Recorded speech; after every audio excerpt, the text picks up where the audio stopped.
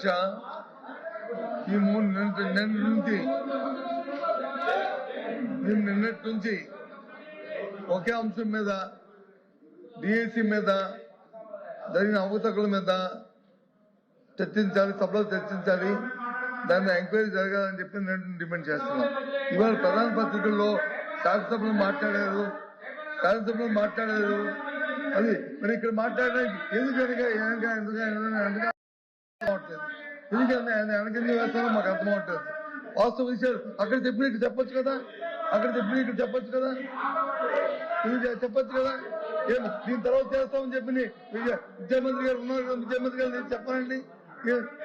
అక్కడ చెప్పిన ప్రకటనలు ఎక్కడైనా సరే బయటైనా ఇంటైనా ఎక్కడైనా మాట్లాడతామని చెప్పారు కదా, చెప్పండి ఆ మాట ఎక్కడ. మేము అడుగుతున్నాం కదా, ప్రశ్న సమాధానం చెప్పండి. అందుకు మెగా డిఎల్సీ మీద డిస్కషన్ కి మీ సమయం కేటాయించాలి. ఈ ప్రశ్నోత్తరాలు వాయిదా వేసినా సరే మాకు ఇప్పుడు దాని మీద చర్చించాలి. అది మా తాలూకా అనుభవం. దాని మీద తిరస్కరించడం జరిగింది. మీరు వేరే ఫార్మెట్ లో రండి, లేదంటే మళ్ళీ ఒకసారి బీఎస్సీ పిలుస్తాను, బీఎస్సీలో మీరు డిసైడ్ చేసుకోండి. అంతే తప్ప మళ్ళీ మీ ఒక్కసారి దాన్ని అలౌ చేయడం జరగదు.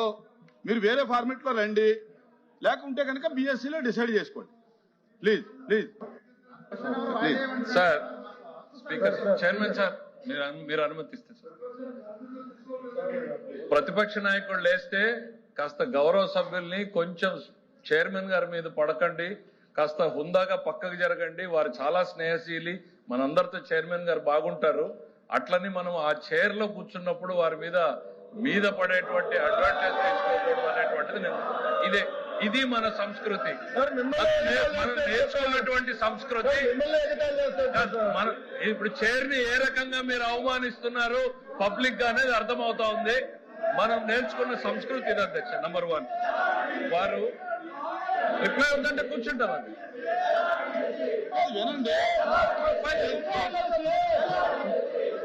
డిఎస్సి మీద చర్చించడానికి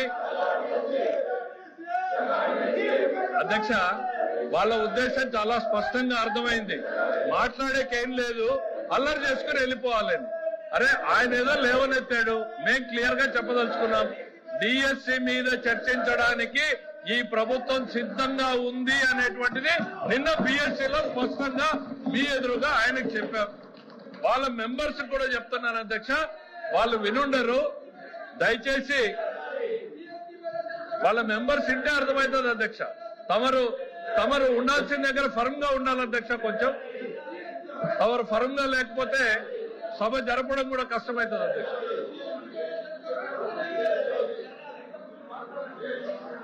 వినండి సార్, గౌరవ ఎల్ఓపి గారు అడిగిన దానికి ప్రభుత్వం నుంచి మా స్పందన ఇచ్చినప్పుడు వినే ఓపిక ఉండాలి. వాళ్ళ అజెండా ఏమైనా ఉండొచ్చు, అజెండా అల్లరి చేసి బయటికి వెళ్ళిపోవడం అనే అజెండా అయి ఉండొచ్చు, చర్చ పెట్టాలనేటువంటి అజెండా అయి ఉండొచ్చు.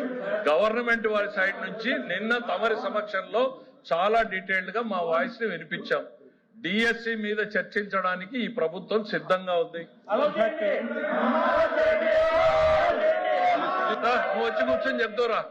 నువ్వు వచ్చి కూర్చొని చెప్తారా మీరు లెజిస్లేటివ్ అఫైర్స్ మినిస్టర్ చెప్పేటప్పుడు ప్రభుత్వ ఆలోచనని వినకుండా మీరు డిక్టేట్ చేయాలనుకుంటే జరగదు. ఇంపాసిబుల్. ప్రజలు ఎవరు ప్రభుత్వాన్ని నడపాలి అనేటువంటి నిర్ణయాన్ని ప్రజలు డిసైడ్ చేశారు. ప్రభుత్వాన్ని ఎట్లా నడపాలి, ఏ సబ్జెక్టులు తీసుకురావాలనేది ప్రభుత్వం చాయిస్.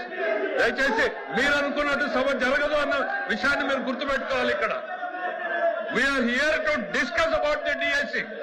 ప్రజలకు ఒకవైపు ఎల్నినోతో ప్రజలు ఇబ్బంది పడతా ఉంటే తాగునీరు, సాగునీరు, వ్యవసాయం ఏ రకంగా ఈ ప్రభుత్వం వాళ్ళని ఆదుకోబోతున్నాం అనేటువంటి బాధ్యతాయుతమైనటువంటి సమాధానం చెప్పాల్సిన మీరు నిర్లక్ష్యంగా ప్రజల పట్ల ఏమాత్రం కూడా అంకిత భావం లేకుండా వాళ్ళ సమస్యల గురించి చర్చించకుండా కేవలం రాజకీయాలు చేయాలనేటువంటి ఆలోచనతో మీరు ఈ అల్లరి చేసేటువంటి కార్యక్రమం చేస్తున్నారు తప్ప రైతులు ఏ రకంగా ఇబ్బంది పడుతున్నారు, కృష్ణా డెల్టాలో రైతుల పరిస్థితి ఏంటి, గోదావరి డెల్టా ఏంటి, రాయలసీమ ఏంటి, ఉత్తరాంధ్ర ఏంటి, ఈ రైతుల సమస్యల గురించి ఒక్క నిమిషం మీరు మాట్లాడారా?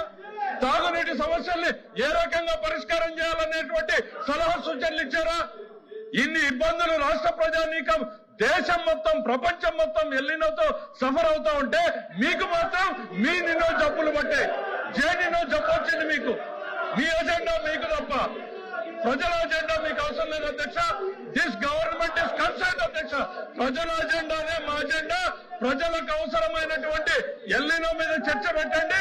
ఆ తర్వాత మీరు డిఎస్సీని టేకప్ చేయండి అనేటువంటిది మీకు చెప్పాం. దానికి వీఆర్ స్టిల్ స్టికింగ్ ఆన్ అధ్యక్ష. ఎల్ఓపి గారు, లెజిస్లేటివ్ అఫైర్స్ మినిస్టర్ గారు రాష్ట్రం మీద రాష్ట్ర ప్రజల మీద ఎంత అభిమానాన్ని చూపెడుతున్నారో మేము చూసాం. మరి ఈ అభిమానం అసెంబ్లీలో ఏమైంది అధ్యక్ష? ముందు డిఎస్సీ చర్చించిన తర్వాత ఏదైనా చర్చించారు కదా, మరి అక్కడ ఏమైంది అంటే అక్కడ లేదా ఇక్కడ వచ్చిందా? మేము మొదటగా ఎజెండాలో పెట్టింది మేము, వ్యవసాయం మీద చర్చించాలని అడిగింది మేము. డిఎస్సీ మీద చర్చించిన వెంటనే వ్యవసాయం మీద చర్చించండి, ప్రజలు ఇబ్బంది పడుతున్నారు, వర్షపాతం లేక, ఎరువులు దొరక్క, గిట్టుబాటు ధరలు లేక ఇబ్బంది పడుతున్నారు, అల్లాడుతున్నారు. ఎప్పుడు ఇలాంటి పరిస్థితులు ఈ రాష్ట్రంలో లేవు అని చెప్పింది మేము. ఇటువంటి పరిస్థితుల్లో ప్రజలను ఆదుకోవాలని చెప్పాం. మరి అసెంబ్లీలో మరి ఎందుకు పెట్టారు అధ్యక్ష? ముందు డిఎస్సీ మీద చర్చ, అదే ముందు డిఎస్సీ పెట్టండి. అక్కడ లేదా? అక్కడ ప్రజలు కాదా? అక్కడ చర్చించిన ప్రజలు కాదా? అక్కడ వచ్చి రెండో పెడతారు, ఇక్కడ వచ్చి మాత్రం ఇక్కడ పెడతారు. ఎల్ఓపి గారు అంటే ప్రజల మీద ఎంత శ్రద్ధ ఉందో. క్వశ్చన్ అవర్ అయిన తర్వాత బిఎస్సీ పిలుస్తాము, బిఎస్సీలో డిసైడ్ చేసి మీరు పిలిచారు. ఓపెన్ చేయండి అధ్యక్ష. అధ్యక్ష అధ్యక్ష అధ్యక్ష ఓపెన్ చేయండి. ఇప్పుడు 4 రోజులు పెట్టిన అసెంబ్లీని ఇంకో 2 రోజులు పొడిగించండి. బిఎస్సీలో పొడిగించండి, మాట్లాడుకుందాం. అది బిఎస్సీలో మాట్లాడదాం. వాళ్ళకి అభిమానం ఉందో, ఎంత ప్రజల మీద మాకుందో అసెంబ్లీ కౌన్సిల్ తెలుసుకుందాం. ఇంకో 2 రోజులు పొడిగించండి. అది బిఎస్సీలో జరిగే కార్యక్రమం అండి. 4 రోజులు ఎందుకు పెట్టాలి? అది ఇక్కడ కాదు కదా మనం డిసైడ్ చేసింది, బిఎస్సీలో మాట్లాడు. సరే నేను ఏమి ఇచ్చామో అధ్యక్ష జీవితంలో ఏ ఉద్యోగులు ఇచ్చామో, జీవితంలో ఒక్కసారి డిఎస్సీ ఆయన కూడా మంత్రిగా ఉన్నాడు. వీళ్ళు డిఎస్సీ గురించి మాట్లాడతారు, మేము వినాలి.